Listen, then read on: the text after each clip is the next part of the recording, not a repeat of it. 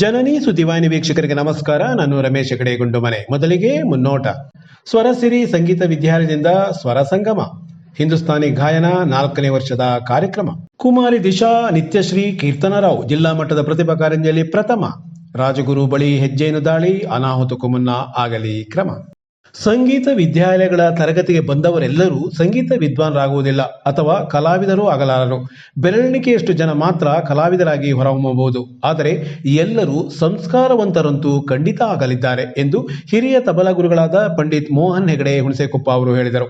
ಸಾಗರ ಸ್ವರಸಿರಿ ಹಿಂದೂಸ್ತಾನಿ ಸಂಗೀತ ವಿದ್ಯಾಲಯ ಇಲ್ಲಿನ ಅಜಿತ್ ಸಭಾಭವನದಲ್ಲಿ ಭಾನುವಾರ ಏರ್ಪಡಿಸಿದ್ದ 4ನೇ ವರ್ಷದ ಸ್ವರ ಸಂಗಮ ಸಂಗೀತ ಕಾರ್ಯಕ್ರಮ ಉದ್ಘಾಟಿಸಿ ಅವರು ಮಾತನಾಡುತ್ತಿದ್ದರು. ಸಂಗೀತ ಶಾಲೆಗೆ ಹೋದ 100 ವಿದ್ಯಾರ್ಥಿಗಳಲ್ಲಿ 4 ಜನ ಕಲಾವಿದರಾಗಬಹುದು. ಆದರೆ ಎಲ್ಲರಿಗೂ ಸಂಸ್ಕಾರ ನೀಡುವ ಶಕ್ತಿ ಸಂಗೀತಕ್ಕಿದೆ. ಇದು ಕೇವಲ ಬಾಯಿ ಮಾತುಗಳಲ್ಲ, ಬದಲಾಗಿ ಅನೇಕ ಪ್ರತ್ಯಕ್ಷ ಸಾಕ್ಷಿಗಳನ್ನು ವೈಯಕ್ತಿಕವಾಗಿ ಗಮನಿಸಿದ್ದೇನೆ ಎಂದು ಉದಾಹರಣೆಯೊಂದಿಗೆ ವಿವರಿಸಿದ ಅವರು, ಪೋಷಕರು ಇಲ್ಲಿ ಗಮನಹರಿಸಬೇಕಾದ ಮತ್ತು ಆದ್ಯತೆ ನೀಡಬೇಕಾದ ಅಂಶ, ನನ್ನ ಮಗು ಕಲಾವಿದನಾಗದಿದ್ದರೂ ಸಂಸ್ಕಾರವಂತನಾಗುತ್ತಾನೆ ಎನ್ನುವುದು ನಿಜಕ್ಕೂ ಅದುವೇ ಹರುಷದ ವಿಷಯ ಎಂದು ಹೇಳಿದರು. ಅಧ್ಯಕ್ಷತೆ ವಹಿಸಿದ್ದ ವಿದುಷಿ ವಸುಧಾ ಶರ್ಮಾ ಅವರು ಮಾತನಾಡಿ, ಸಂಗೀತ ಶಾಲೆಗಳಲ್ಲಿ ಕಲಿಯುವ ವಿದ್ಯೆಗೆ ಪೂರಕವಾದ ವಾತಾವರಣ ಮನೆಯಲ್ಲಿಯೂ ಇರಬೇಕು. ಅಲ್ಲಿಯೂ ಶ್ರದ್ಧೆಯಿಂದ ಅಭ್ಯಾಸ ಮಾಡುವಂತಾದರೆ ಸಾಧನೆಗೆ ಸಾಧ್ಯ ಎಂದ ಅವರು, ಹೆತ್ತ ತಾಯಿ ಕುಟುಂಬದ ಪ್ರೋತ್ಸಾಹದೊಂದಿಗೆ ಇಲ್ಲಿಯ ವಿದ್ಯಾಲಯ ಉತ್ತಮ ಸಾಧನೆ ಮಾಡುತ್ತಿರುವುದು ಸಂತತ ಸಂಗತಿ ಎಂದು ಹೇಳಿದರು. ಉಪನ್ಯಾಸಕಿ ಡಾಕ್ಟರ್ ವಿಜಯಲಕ್ಷ್ಮಿ ಹೆಗಡೆ, ಕುಸುಮಾ ಸಿ ಹೆಗಡೆ, ಅಶೋಕ್, ಸ್ವರಸಿರಿಯ ಮುಖ್ಯಸ್ಥೆ ಸುಜಾತ ಅಶೋಕ್ ಮಾತನಾಡಿದರು. ಈ ವೇಳೆ ಮಾತೃಶ್ರೀ ಕುಸುಮಾ ಸಿ ಹೆಗಡೆ ಅವರನ್ನು ಸಂಸ್ಥೆಯ ಪರವಾಗಿ ಸನ್ಮಾನಿಸಲಾಯಿತು. ನಂತರ ಸುಜಾತ ಅಶೋಕ್ ಅವರ ಗಾಯನ, ನಾಗರಾಜ್ ತೋಂಬ್ರಿಯವರ ಜೋಗಿ ಜಾನಪದ ಹಾಡು, ವಿಭಾ ಹೆಗಡೆಯವರ ಹಿಂದೂಸ್ತಾನಿ ಗಾಯನ ನಡೆಯಿತು. ಇದಕ್ಕೆ ವಿನಾಯಕ್ ಸಾಗರ, ಶ್ರೀರಂಜನಿ, ನಿಖಿಲ್ ವಿಕುಂಸಿ ಸಂವತ್ಸರ ಸಾಥ್ ನೀಡಿದ್ದರು ಮತ್ತು ವಿದ್ಯಾಲಯದ ವಿದ್ಯಾರ್ಥಿಗಳ ಗಾಯನವು ನಂತರ ನಡೆಯಿತು. 100 ವಿದ್ಯಾರ್ಥಿಗಳ ಸಂಗೀತ ಕಲಿತರು ಅಂದರೆ ಅದರಲ್ಲಿ ಒಬ್ಬರೇ ಇಬ್ಬರು ಕಲಾವಿದ ಮಟ್ಟಕ್ಕೆ ಹೋಗ್ಬೋದು. ಹನ್ನೊಂದು 8 ಜನರು ಒಂದು ಮಟ್ಟದ ಸಂಗೀತ ಕಲಿಬೋದು. ಇಷ್ಟೇ ಆದರೆ ಈ ಸಂಗೀತ ಕಲಿಯೋದ್ರಿಂದ ಪ್ರಯೋಜನ ಏನು?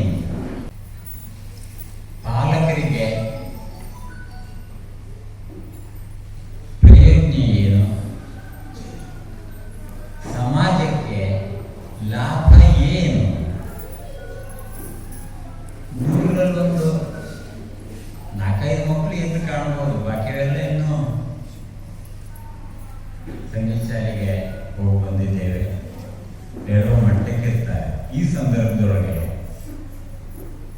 ಸಂಗೀತ ಶಾಲೆಯ ಮಹತ್ವ ಏನು ಅನ್ನೋದ್ರ ಬಗ್ಗೆ 2 ಮಾತು ಆಡ್ಲಿಕ್ಕೆ ಬಯಸ್ತೇನೆ. ಅದಕ್ಕೆಯಿಂದಾಗಿ ಸಭ್ಯರಾಗ್ತಾರೆ ಮಕ್ಕಳು. ಈಗಿನ ವಾತಾವರಣದಲ್ಲಿ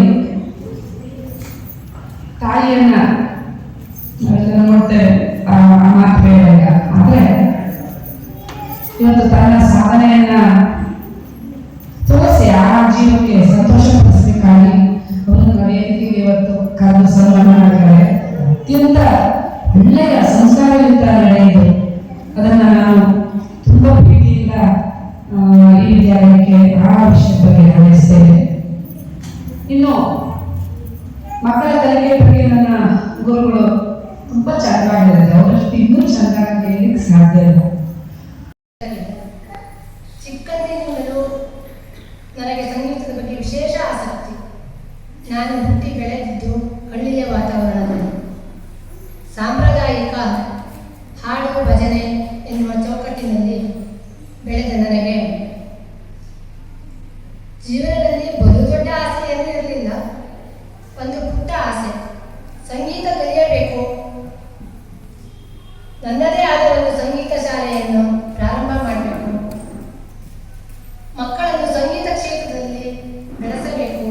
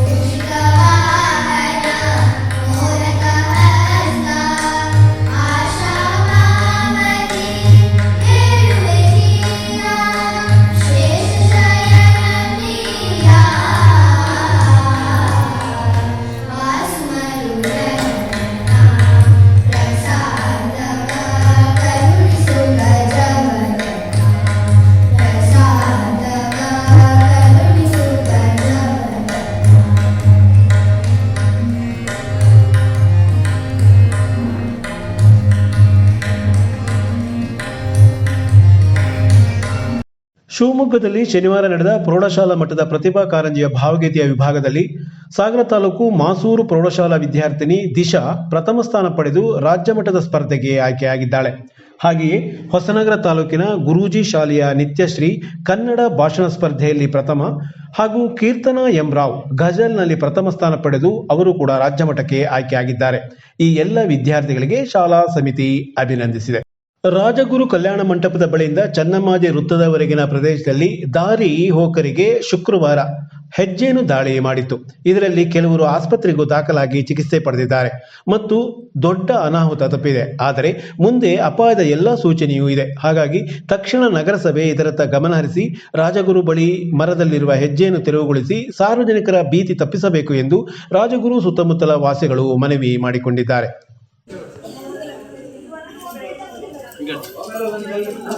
ನಾವು ರಾಜಗುರು ಕಲ್ಯಾಣ ಮಂಟಪ ಹತ್ರ ಕೆಲಸ ಮಾಡ್ತಾ ಇದ್ದೀವಿ. ಕೆಲಸ ಮಾಡಬೇಕಾದ್ರೆ ಕುಂತಿದ್ದೀವಿ ನೀರು ಕುಡಿಲಿಕ್ಕೆ. ಅವು ಬಂದು ಎರವಿರಿ ಜೇನುಹುಳ ಬಂದು ಮೈಗೆಲ್ಲ ಸಿಕ್ಕಾಪಟ್ಟೆ ಹೊಡೆದು ಓಡಿ ಹೋದ್ವಿ ಚೆನ್ನಮ್ಮ ಸರ್ಕಲ್. ಮತ್ತೆ ರಿಟರ್ನ್ 1 ಗಂಟೆ ಬಿಟ್ಟು ಬಂದು ಮತ್ತೆ ಹೊಡೆದ್ವಿ. ಮತ್ತೆ ಇವಾಗ ಬಂದು ಆಸ್ಪತ್ರೆಗೆ ಬಂದು ಅಡ್ಮಿಟ್ ಆಗಿದ್ದೀವಿ.